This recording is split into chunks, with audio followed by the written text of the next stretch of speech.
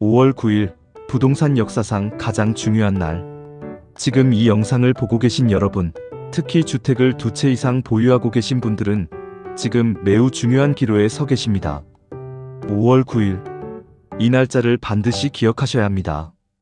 바로 다주택자 양도소득세 중과세율 한시 배제 조치가 만료되는 날입니다. 쉽게 말해 5월 9일 이후부터는 다주택자가 집을 팔면 기본세율의 최대 30%포인트의 중과세율이 다시 붙는다는 뜻입니다. 사실 지난 2년 남짓 동안 정부는 부동산 시장 침체를 막기 위해 다주택자도 일반 세율로 집을 팔 수 있도록 한시적으로 허용해왔습니다. 그런데 그 유예가 드디어 끝납니다. 이 순간부터 세금 계산이 완전히 달라집니다. 오늘 영상에서는 1주택자, 2주택자, 3주택자 이상의 다주택자가 5월 9일 이전과 이후에 각각 어떤 세금 폭탄을 맞게 되는지, 그리고 합법적으로 세금을 줄이는 구체적인 절세 전략까지 낱낱이 알려드리겠습니다. 이 정보가 도움이 되신다면 지금 바로 구독 버튼을 눌러주세요. 부동산 세금으로 손해보는 분이 단 한 명도 없으시길 바라는 마음에서 이 영상을 만들었습니다. 양도소득세 중과 제도를 제대로 이해하려면 먼저 기본 구조부터 파악해야 합니다. 양도세는 집을 팔 때 발생한 차익, 즉 매도가에서 취득가와 필요경비를 뺀 금액에 부과됩니다. 문제는 조정 대상 지역 내 주택을 보유한 다주택자에게는 이 세율이 대폭 올라간다는 점입니다. 기본세율은 과세표준 구간에 따라 6%에서 45%까지 적용됩니다. 그런데 5월 9일 이후 조정 대상 지역 내 주택을 매도하는 2주택자는 기본세율에 20%포인트가 추가됩니다. 3주택자 이상은 무려 30%포인트가 추가됩니다. 최고 세율이 45%인데 여기에 30%포인트를 더하면 무려 75%에 달하는 세율이 적용될 수 있습니다. 반면 비조정 대상 지역 주택은 중과 적용을 받지 않습니다. 기본 세율의 장기 보유 특별 공제도 그대로 적용됩니다. 즉 내가 가진 주택이 조정 대상 지역에 있느냐 없느냐에 따라 세부담이 하늘과 땅 차이가 납니다. 현재 조정 대상 지역은 서울 전역과 경기 일부 지역이 해당됩니다. 구체적으로는 서울 강남구, 서초구, 송파구, 용산구 등 주요 고가 지역이 포함됩니다. 다주택자에게 가장 중요한 개념이 바로 조정 대상 지역과 비조정 대상 지역의 구분입니다.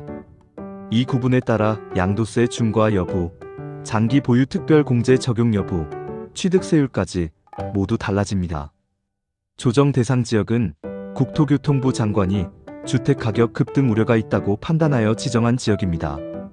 현재 5252년 기준으로는 서울 전 자치구가 조정 대상 지역으로 지정되어 있으며 경기도에서는 과천시, 성남시 분당구, 하남시 등 일부 지역이 포함됩니다. 비조정 대상 지역은 그 외 나머지 지역입니다. 경기 외곽, 인천, 지방광역시 대부분이 여기에 해당합니다. 비조정 대상 지역 주택을 매도할 경우에는 다주택자라도 중과세율이 아닌 기본세율이 적용되고 3년 이상 보유하면 장기 보유 특별 공제도 최대 30%까지 받을 수 있습니다. 핵심 정리를 해드리겠습니다. 조정 대상 지역 내 주택은 2주택자 20%포인트 중과, 3주택자 이상 30%포인트 중과가 적용됩니다. 장기 보유 특별 공제도 적용이 배제됩니다. 비조정 대상 지역 주택은 다주택자도 기본세율 적용, 장기 보유 특별 공제도 정상 적용됩니다. 따라서 매도 순서를 결정할 때 이 지역 구분이 절세의 핵심 기준이 됩니다. 1주택자에게는 가장 강력한 절세 수단이 있습니다. 바로 1세대 1주택 비과세 제도입니다. 1주택자가 이 혜택을 받으려면 두 가지 요건을 충족해야 합니다. 첫째, 2년 이상 보유해야 합니다. 둘째, 취득 당시 조정 대상 지역 내 주택이라면 2년 이상 거주도 해야 합니다. 이 요건만 갖추면 양도가액 12억 원 이하까지는 양도세가 전액 비과세입니다. 12억 원을 초과하는 부분에 대해서도 장기 보유 특별 공제, 최대 80%가 적용되어 세부담이 크게 줄어듭니다. 1주택자가 가장 조심해야 할 상황은 일시적 2주택 상태입니다. 새 집을 먼저 사고 기존 집을 나중에 파는 경우가 많은데, 이때 기존 주택을 3년 이내에 매도하지 않으면 일시적 2주택 비과세를 받을 수 없습니다. 5월 9일 이후에는 이 기간을 반드시 준수하셔야 합니다. 또한 1주택자가 향후 추가 취득 계획이 있다면 반드시 비과세 요건을 먼저 확인하고 매수 타이밍을 조율하는 것이 현명합니다. 세금 몇 천만 원의 차이가 집 한 채 취득세보다 클 수 있기 때문입니다. 이 주택자는 지금 가장 복잡한 상황에 놓여 있습니다. 5월 9일 이전에 팔 것인가 아니면 버틸 것인가를 결정해야 합니다. 이 주택자의 핵심 전략은 차익이 적은 집을 먼저 파는 것입니다. 두 주택 중 상대적으로 차익이 작은 주택을 먼저 처분하면 남은 한 채가 1주택이 되어 비과세 혜택을 노릴 수 있습니다. 구체적인 사례를 들겠습니다. A씨는 서울 마포구 아파트를 3억 원에 취득하여 현재 시세가 6억 원이고 경기도 수원 아파트를 2억 원에 취득하여 현재 시세가 3억 원입니다. 마포 주택 차익은 3억 원, 수원 주택 차익은 1억 원입니다. 이 경우 차익이 적은 수원 주택을 먼저 매도하는 것이 유리합니다. 5월 9일 이전에 매도하면 기본 세율만 적용되어 세부담이 최소화됩니다. 수원 주택 처분 후 마포 주택만 남으면 1주택, 비과세 요건을 갖춰 최대 12억 원까지 비과세가 가능해집니다. 반대로 차익이 큰 집을 먼저 팔면 높은 세율이 적용되고 남은 집도 다시 비과세 요건을 처음부터 채워야 합니다. 순서 하나가 수천만 원의 차이를 만듭니다. 3주택자 이상은 5월 9일이 사실상 마지노선입니다. 이 날짜를 넘기면 조정 대상 지역 주택 매도 시 30%포인트 중과가 부활하기 때문입니다. 3주택자의 절세 전략은 크게 세 가지입니다. 첫째, 5월 9일 이전 잔금 완료를 목표로 매도 계획을 수립합니다. 잔금일 기준으로 양도 시점이 결정되므로 계약은 이미 체결했더라도 잔금을 5월 9일 이전에 치러야 기본세율 적용이 가능합니다. 둘째, 조정 대상 지역 주택부터 우선 처분합니다. 비조정 대상 지역 주택은 5월 9일 이후에도 중과가 없으므로 서두를 필요가 없습니다.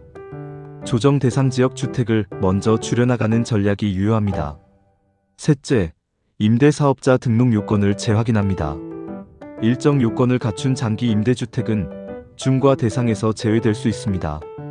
다만 현행 제도상 신규 등록 가능 여부와 요건을 반드시 세무사와 확인하셔야 합니다. 3주택자가 아무런 조치 없이 5월 9일을 넘기면 차익 10억 원 기준으로 수억 원의 추가 세금이 발생할 수 있습니다. 지금 당장 행동하셔야 합니다. 이제 실제 사례로 얼마나 세금 차이가 나는지 보여드리겠습니다. 강남구 아파트를 20억 원에 매도하고 취득가가 8억 원인 경우, 즉 차익이 12억 원인 3주택자 사례입니다.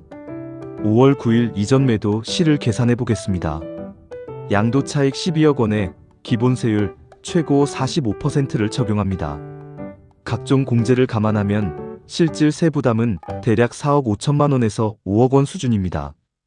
5월 9일 이후 매도 시를 계산해 보겠습니다. 3주택자 중과 30%포인트가 추가되어 최고 세율이 75%에 달합니다. 같은 차익 12억 원에 대해 실질 세부담이 최대 8억 원 이상으로 치솟습니다. 장기 보유 특별 공제도 배제됩니다. 즉 5월 9일 하루 차이로 세금이 3억 원 이상 더 늘어날 수 있습니다. 이 금액은 강남 소형 아파트 한 채의 값과 맞먹습니다. 이 사례가 남의 이야기처럼 느껴지시나요? 지금 다주택을 보유하고 계신 분들에게는 현실입니다. 5월 9일이 지나가기 전에 반드시 세무 전문가와 상담하시기 바랍니다. 이 채널의 구독자라면 이미 한 발 앞서 가고 계신 겁니다. 매도를 원하지 않는다면 증여를 통한 명예 분산이 또 다른 강력한 절세 수단입니다. 다주택자의 보유세 부담, 즉 재산세와 종합부동산세는 명의자 기준으로 합산됩니다.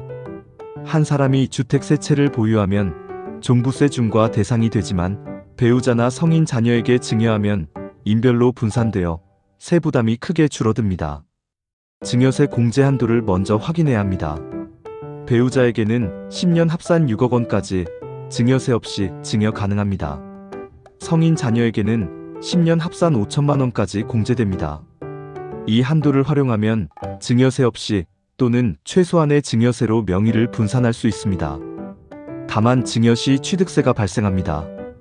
조정 대상 지역 내 시가 3억 원 이상 주택을 증여받으면 취득세율이 최대 12%까지 올라갑니다. 따라서 증여 대상 주택의 가격대와 지역에 따라 증여세와 취득세를 종합적으로 계산해야 합니다. 증여 전략을 활용할 때는 반드시 세무사와 함께 증여세, 취득세, 향후 양도세까지 시뮬레이션을 돌려보시기 바랍니다. 섣불리 증여했다가 나중에 더 큰 세금을 맞는 경우가 적지 않습니다. 5월 9일을 앞두고 지금 바로 확인하셔야 할 절세 체크리스트를 정리해드립니다. 첫 번째, 내가 보유한 주택이 조정 대상 지역에 있는지 국토교통부 실거래가 공개 시스템에서 확인합니다. 두 번째, 각 주택별 취득가액과 현재 시세를 비교하여 예상 양도 차익을 계산합니다. 차익이 가장 적은 주택이 무엇인지 파악합니다. 세 번째, 5월 9일 이전 잔금 완료가 가능한지 검토합니다.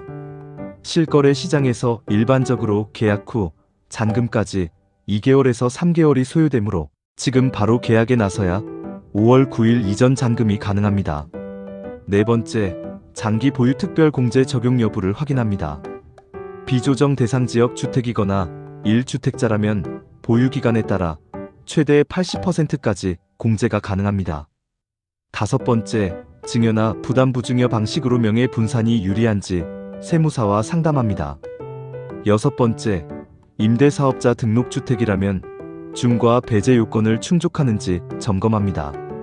이 6가지만 체크해도 수천만 원에서 수억 원의 세금을 아낄 수 있습니다. 부동산은 정보가 곧 돈입니다. 정석부동산 경제TV를 구독하시면 이런 정보를 가장 빠르게 받아보실 수 있습니다. 지금 구독 버튼을 눌러주세요. 5월 9일은 이제 얼마 남지 않았습니다. 다주택자에게 이 날짜는 단순한 날짜가 아니라 수억 원의 세금을 가르는 분기점입니다. 오늘 영상을 통해 핵심 내용을 다시 한번 정리해 드리겠습니다. 5월 9일 이후 조정 대상 지역 내 2주택자는 20%포인트, 3주택자 이상은 30%포인트 중과세율이 부활합니다. 차익이 적은 집부터 먼저 파는 전략이 최우선입니다. 비조정 대상 지역 주택은 5월 9일 이후에도 중과가 없으므로 서두르지 않아도 됩니다. 증여를 통한 명예 분산으로 종합부동산세 부담을 줄일 수 있습니다. 강남구 아파트 차익 12억 원 기준 5월 9일 전후 세금 차이가 3억 원 이상입니다. 어떤 결정을 내리든 혼자서 판단하지 마시고 반드시 세무사와 법무사 등 전문가와 상담하시기 바랍니다. 세법은 매년 바뀌고 개인 상황에 따라 최적 전략이 달라집니다. 정석부동산 경제TV는 여러분이 대한민국 부동산 시장에서 올바른 판단을 내릴 수 있도록 앞으로도 정확하고 신뢰할 수 있는 정보를 전달해 드리겠습니다. 영상이 도움이 되셨다면 좋아요와 구독 부탁드립니다. 댓글로 궁금하신 점을 남겨주시면 최대한 답변 드리겠습니다. 감사합니다.